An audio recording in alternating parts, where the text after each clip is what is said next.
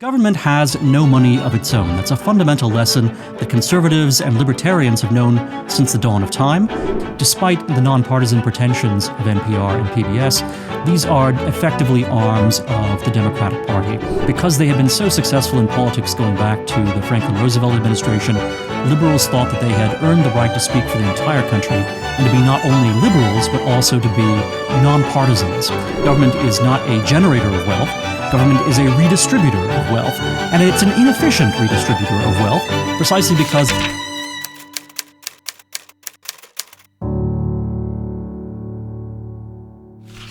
before the word liberal was consumed by ideology, it actually meant generous. And presently, President Trump and the Republican Congress are giving political liberals a chance to retake the older meaning of that word by showing their generosity in privately replacing the funds that have been taken away from organizations like National Public Radio, PBS, and even the humanitarian efforts and programs of USAID, the United States Agency for International Development. So right now, people on the left, political liberals and progressives, are very unhappy that a number of Kennedy and Johnson-era programs and agencies have been defunded by the Republican Congress at the behest of President Trump. These have included public broadcasting and also various kinds of foreign aid and international assistance. And progressives and liberals are saying that if you take this money away, if you don't have the federal government paying for these kinds of operations, then they just won't happen. That there will not be public broadcasting in the United States. There will not be generous aid being given to foreign countries, in the developing world, in Africa and elsewhere, in order to alleviate poverty and disease. Who's going to do all of this if the United States doesn't? Who's going to pay for it if the United States taxpayer doesn't pay for it? But of course, the government has no money of its own. That's a fundamental lesson that conservatives and libertarians have known since the dawn of time, but that liberals and progressives need to relearn time and time again. All the money that government has comes from the taxpayer. It comes from individual citizens, either in the form of taxes that are forced out of their wallets or in the form of voluntary contributions that people make when they buy government treasuries. So either from debt or from taxation, in each case it comes from the taxpayer. Government does not generate any wealth of its own. And society doesn't lose any resources if government stops spending money, because all of the money that government could be spending simply remains with society, or remains with individuals, with families, with businesses. All that wealth still exists, and in fact, even more of it is available to assist people in the third world or to assist with public-spirited programs like public broadcasting, precisely because you do not have a government middleman, a bureaucrat, taking a certain percentage of that money for himself and acting as a middleman and diverting some of those funds from the donor to the recipient by interposing himself in the midst of them. Hi, I'm Dan McCarthy, the editor of Modern Age, a publication that you can find in print and also online at modernagejournal.com. Our website is updated every weekday and has articles that go behind the headlines and look at the ideas behind the great battles that are taking place in American policy, the great conflicts that are occurring around the world. We take the theoretical conservative perspective on everything. We like to look at the philosophical foundations of the disputes that are happening in the world today. You can also find Modern Age in print every 3 months. We are a quarterly. We were founded by Russell Kirk all the way back in 1957. Kirk, of course, was the great mastermind who wrote The Conservative Mind, the book that really helped to define conservatism in the post-war era. And Modern Age continues to promote his vision and a broad vision of traditionalist conservatism. So government redistributing money, which is what government does. Government is not a generator of wealth. Government is a redistributor of wealth. And it's an inefficient redistributor of wealth, precisely because it interposes itself and takes a certain amount of the revenue that it draws in and keeps that revenue rather than distributing it to the people who might need it. So it's much better to have private charity whenever possible. And of course, donors make sure that private charity has to be responsive both to themselves and to the needs of the recipients. So if donors see that a charity is wasting money, that it's employing far too many middlemen, and that those middlemen are being paid too high salaries, donors will stop providing generously for those nonprofits, for those charities, and instead they will find other competing charities to give their money to. In the case of government, that doesn't happen, of course, because a government has a monopoly. And the United States can tax people. It can tax, a huge base of population, more than 300 million people. It can take their money and do with it as it pleases. While the people do get to have a say in terms of elections, in terms of being able to replace Democrats with Republicans and have some degree of control over how the money is spent, the fact is, because of the way that the monopoly works and because there are relatively few opportunities for political intervention, there's a tendency for government programs to be immortal, to keep spending money, and to be resistant to the kinds of political checks that voters would impose by electing representatives who might look with a certain degree of skepticism on the programs of things like USAID or PBS. This, of course, is exactly what we've seen over the course of decades. We've seen that even though you've had a number of Republican Congresses during that time, these Congresses have generally been very reluctant to take on programs like USAID, to audit them, to take a very strict look at their mission as well as their expenses, to take a look at public broadcasting in general, NPR and PBS in particular. Precisely because all of this requires time, all of it requires effort. There are small constituencies which are, highly vocal in support of public broadcasting and foreign aid, and any congressman who took a skeptical look at these programs would wind up being attacked by them. He would be attacked by the media, and in general, it just wouldn't be worth the investment of time and political capital for Republicans to take on those kinds of issues.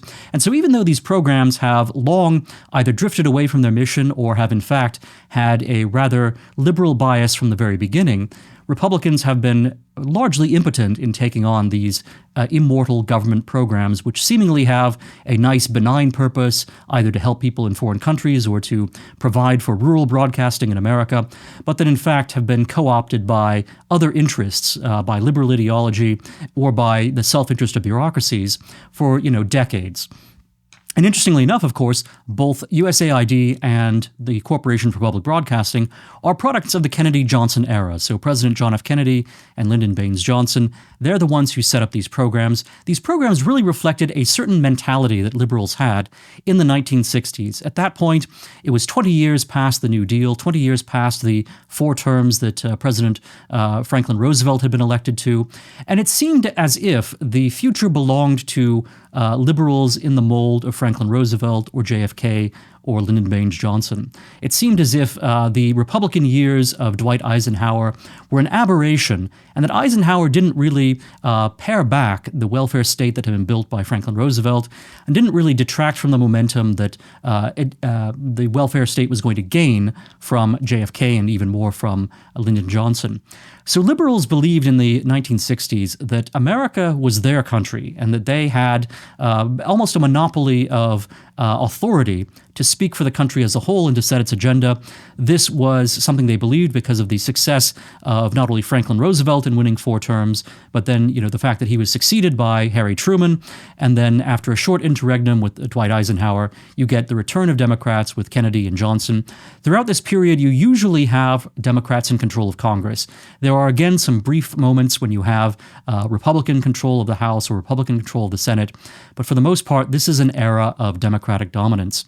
And so, by the time you get to the 1960s, the Kennedy and Johnson administrations believe they have a mandate to determine not only what is going to be the course of the country under a Democratic administration, they even get the inflated idea that they get to speak in a nonpartisan voice, that they get to be, in fact, spokesmen for a liberalism that transcends party and that is, in fact, bigger than the Democratic Party and that is, in fact, the very spirit of America itself. There's a tremendous amount of arrogance here, of course, and it lends to a high degree of disrespect, even in the 1960s, towards Republicans and towards conservatives. You certainly see that in the 1964 presidential campaign, where Barry Goldwater, the conservative Republican candidate, is portrayed by Bill Moyers and other operatives of the Lyndon Johnson campaign as being not just a man who is on the right and who might be opposed by someone who's on the center left, but rather Barry Goldwater is presented as being mentally imbalanced. He's insane. He's presented as being, perhaps a fascist or someone who's willing to use nuclear weapons at the drop of a pin. Barry Goldwater is presented in the most extreme and vilified terms by the Johnson campaign in 1964. So the left, and the center left for that matter, are trying very hard in the 1960s to completely marginalize conservatives. And while they do work with certain Republicans, they work with liberal Republicans. They work with centrist Republicans. They do not generally work with conservative Republicans like Barry Goldwater. Well, this is the spirit that infuses both USAID and also even more the Corporation for Public Broadcasting. USAID is created in 1961. The Corporation for Public Broadcasting is created in 1967. These are agencies that reflect this spirit of liberal hegemony, and they have very little input from conservatives. And that will be true going forward as well. So even when you get to the Nixon administration and then later on the Reagan administration, these agencies are still very resistant. They're run by their own bureaucrats. They have protection from a Democratic Congress, and so they're very resistant to direction from Republican presidents. And it becomes a problem that conservatives never get a voice on public radio and public broadcasting, public television. To the extent that you do have conservatives, usually they are token conservatives who are really not very conservative at all, people like David Brooks. Now, I will give PBS some credit. They do have Michael Knowles on NewsHour, and he is someone who represents the spirit of the American right in the 21st century. But in general, it's very rare to have actual conservatives or actual people who are speaking from the right on either NPR or PBS, and the overall tendency of their programming has always been slanted to the left and slanted towards liberals. Well, finally, President Trump made it a point of his second-term administration with DOGE to zero out funding for the Corporation for Public Broadcasting, for NPR and PBS. He also, of course, had DOGE take a very hard look at international aid and USAID in particular. And DOGE zeroed out funding for those agencies right now. That, of course, had to be confirmed by Congress. Congress is responsible for allocating the revenue that is brought in by the federal government and apportioning it. And so Congress had to follow through and basically defund both USAID and the Corporation for Public Broadcasting. With the rescissions package that Congress passed at the end of July, that has now happened. So the Corporation for Public Broadcasting has been defunded. About $1.1 billion in taxpayer money has been saved. You've also had about $8 billion taken out of USAID. And while USAID and some of its programs still exist in various forms, this is clearly a great change of a program which had existed since the Kennedy years. And of course, USAID had started out with a certain Cold War mandate. And there was this notion that we could gain an advantage over the Soviet Union in the Cold War if we appealed to the developing world, the third world, by providing generous financial aid from our own government. And there was also a sense that by creating aid networks within the third world, we would also have networks that could be exploited by the CIA and by U.S. intelligence. This has always lent a certain difficulty to defenses of USAID because liberals who want to defend the existence of these foreign aid programs like USAID wind up having to make two contradictory arguments. On the one hand, they say these programs are vital to U.S. soft power, to the power that the U.S. is able to wield in the third world, in the developing world, without actually deploying military force.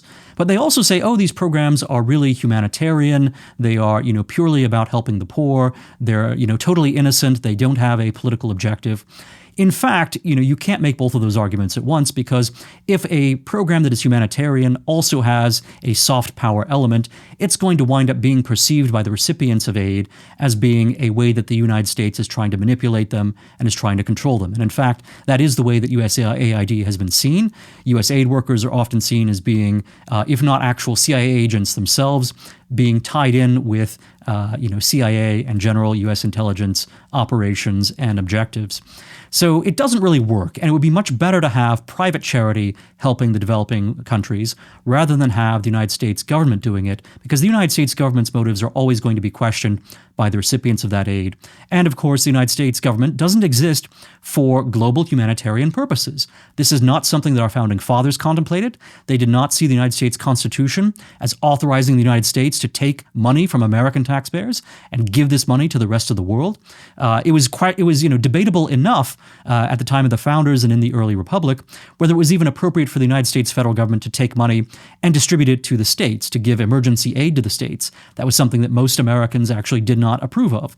Well, now we not only take money and give it from the federal government to the states and to, various localities, we take money from the American taxpayer and we give it to the entire planet. And that is something that's both an offense to the American taxpayer, and it's something that the recipients of that aid actually find to be a source of corruption and a source of American leverage over their lives, rather than something that they just accept as generous and being a true act of charity that is selfless. So there's always been a problem with international aid, with USAID in particular. Likewise, public broadcasting, in theory, to have an educational kind of broadcasting that is nonpartisan and as simply as trying to, provide an alternative to commercial broadcast television, which has very little educational component, there might seem to be a fair case to be made for that in terms of a public interest. But again, what you actually get with public broadcasting is something rather different, something that has, in fact, a very pronounced bias in the direction of progressivism, and where conservatives have virtually no presence either on NPR or on PBS. And that's true not only with respect to the talk shows, which are one thing, where you at least have a token Republican usually, but certainly with the news broadcasts that you find, especially on NPR, there really is a complete dearth of conservative perspectives. It is, in fact, in a sense, despite the nonpartisan pretensions of NPR and PBS, these are effectively arms of the Democratic Party. And again, this goes back to this mentality that liberals had in the 1960s, where they, even though they represented one side of the political spectrum, one side of the political debate in this country, because they had been so successful in politics going back to the Franklin Roosevelt administration, liberals thought that they had earned the right to speak for the entire country and to be not only liberals, but also to be, nonpartisans. And in fact, that wasn't the case. They were actually partisan Democrats and liberals. They were never really nonpartisan. But they thought, nonpartisanship and liberalism, these things are they're almost identical. Think about it. It's like having a baseball game where one team also includes the umpire. That would be a crazy thing to do in sports, but in politics, it was something that liberals convinced themselves they were entitled to do based on their success, and also based upon some of their notions about how they were on the right side of history. And again, this led them to marginalize conservatives even back in the 1960s. And of course, since Donald Trump came on the scene, beginning in 2015 with his campaign, and then his three presidential campaigns, in 2016, 2020, and 2024, his two presidential terms in 2017 beginning, and now the one that's begun now in 2025. All of the presence of Donald Trump has made progressives even more hostile towards conservatives, even more hostile towards the right than they had been before, and that's been reflected certainly in NPR. So there is an opportunity here, however, for liberals to reclaim actually the better part of their conscience and to, take the opportunity presented by the defunding of NPR and PBS, and for that matter, USAID, and for liberals to now step forth and to show private generosity rather than trying to take money from all American taxpayers and put it towards the uses that they, as partisan liberals, think are best. They can instead take their own money and put those dollars to the uses they think are most appropriate. And of course, there is absolutely no shortage of liberal wealth in the United States of America today. Liberals and progressives in America are some of the wealthiest people in the country, and for that matter, in the whole world. You have, people with tens of billions, even hundreds of billions of dollars in the form of Bill Gates, his ex-wife Melinda Gates, in the form of Laurene Powell Jobs, who is the widow of Steve Jobs from Apple Computers, in the form of George Soros, and any number of others who single-handedly could make up the entire deficit in the NPR and PBS budgets just by using their own personal wealth rather than drawing upon the taxpayers. The strategy that progressives and liberals have pursued over the last 60 years actually involved, even though they had enormous wealth themselves, and they put that wealth into foundations which then had a tremendous amount of power over everything from public broadcasting to American schools, because these foundations would provide educational materials. They claimed to have, a nonpartisan agenda that was educational and that was based on research and based on promoting enlightened ideals. But in fact, all of this actually operated as a sort of ancillary to the Democratic Party and to the liberal political movement. Well, they would take the power that their individual wealthy persons had and that their foundations then acquired from these wealthy zillionaires, and they would then leverage that to create a force lobbying for the institution of government programs like USAID and PBS and NPR, which would then take taxpayer money rather than private money or foundation money and use those funds in order to entrench liberal power. And in fact, NPR, PBS, and USAID and all these other agencies, they would continue to take foundation money, because that foundation money would then be able to direct what kinds of programs were being sponsored and subsidized. But they would also, of course, lay claim to taxpayer money, and that taxpayer money would then be mixed together with the money that was coming from the foundations, and as a result, you would get this enormous pile of money, which would basically subsidize. It would employ people who overwhelmingly voted Democrat and who overwhelmingly would make Democratic campaign contributions. It employed people, in PBS and NPR and USAID and all these other agencies who would have a liberal mindset. And so it creates an entrenched class of liberals who are subsidized not only by wealthy left-wing billionaires and their foundations, but also by American taxpayers. And progressives came to see this as being something they were entitled to. They came to see this it as an injustice. If this money was this taxpayer money was taken away from them and was no longer something that they were able to reach their hand into the national treasury and sort of privately appropriate for themselves and their ideology this public wealth. Well, now President Trump and the Republican Congress have reversed that. They have sent the money back to the American people. The American people can now decide for themselves how they want their money spent. They can personally and privately decide what charities they want to support, what kinds of initiatives they want to support, whether it's educational in terms of broadcasting here in America, or whether it's humanitarian in terms of various kinds of support for the developing world. Progressives have this opportunity just as much as conservatives do. And these progressive billionaires and progressives who have, who are smaller dollar donors, they can all now come forward and make up the gap in these government programs. And it's a test of just how valuable progressives and liberals really do see public broadcasting or international aid as being, if they are willing to come forward and supply the funds that previously were coming from taxpayers. If liberals are not willing to make up those gaps, that really suggests that, in fact, they don't consider these programs to be nearly as vital as they claim they are.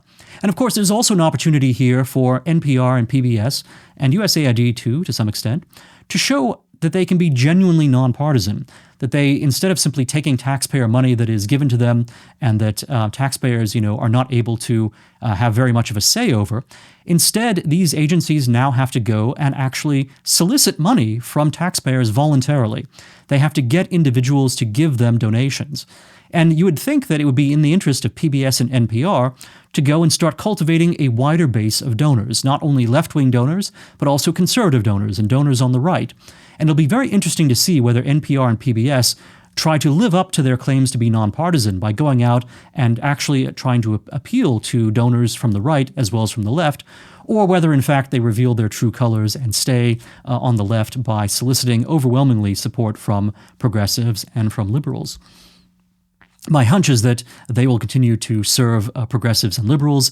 That's where they're going to find their money, and that's where their programming has always been directed, and I don't expect that to change. But it's a nice challenge, and it's a good way to see, just how much good faith there might be in the world of public broadcasting.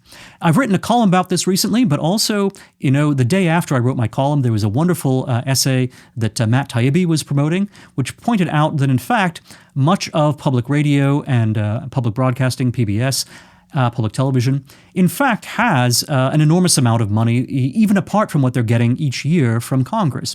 So the fact that they've been defunded doesn't mean that they actually are suddenly in a financial crisis. There are PBS stations, for example, which in some cases are sitting on tens or even hundreds of millions of dollars in capital that they have acquired, and that is not facing restrictions even from their donors. So these institutions should be able to survive on their own. If they're doing good work, that good work will be rewarded by people who will voluntarily support their efforts. It does not have to be the case that money is taken from all taxpayers in order to support their agenda, because there should be enough popular support for that agenda based either on its merits or, based on its political complexion and its appeal to liberals. Either way, there is private money that can support these things, and it's better that private support, go to these organizations rather than all American taxpayers having their pockets picked in order to support a class of programming which is really dictated by liberals and which has been ever since the Kennedy and Johnson years.